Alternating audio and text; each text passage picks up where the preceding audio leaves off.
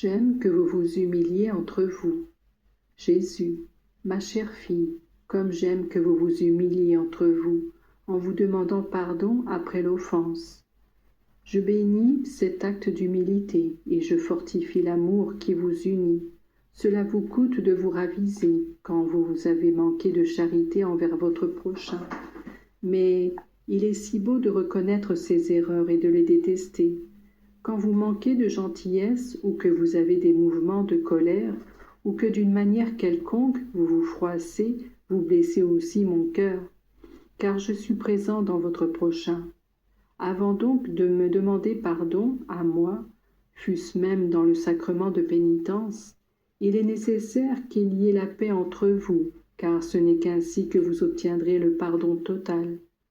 À quoi cela sert-il d'aller vous accuser au pied du confesseur, de vous être impatienté, d'avoir manqué de charité, de vous être mis en colère si ayant rompu peut-être, par votre attitude, les rapports d'amitié avec les personnes qui vous sont unies par les liens de parenté et de sang. Vous ne vous donnez pas la peine de rétablir l'harmonie et la paix. Avec cette justesse que je vous ai dit, si tu viens à l'autel pour faire ton offrande et que tu t'aperçois que quelqu'un a quelque chose contre toi, laisse là ton offrande. Va te réconcilier, puis reviens présenter ton offrande à Dieu. En paix avec tout le monde.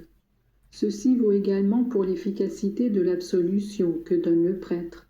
À quoi servent ces mots « je te pardonne » si vous ne savez pas pardonner? Soyez toujours en paix avec tout le monde.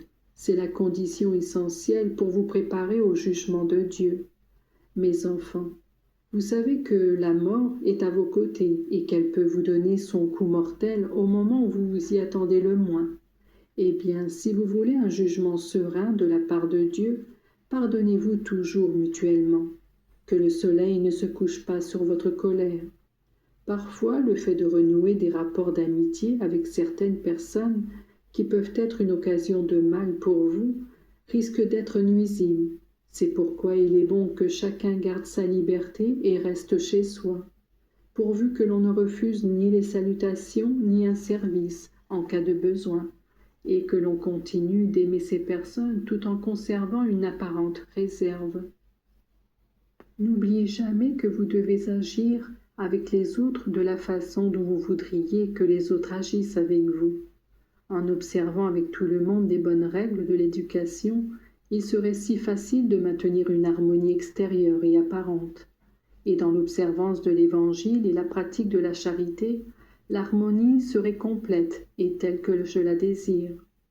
Si par un défaut de tempérament ou de caractère, si à cause de difficultés et d'obstacles qui surgissent parfois inopinément, la paix vient tout à coup à manquer, ayez le désir et la hâte de la rétablir.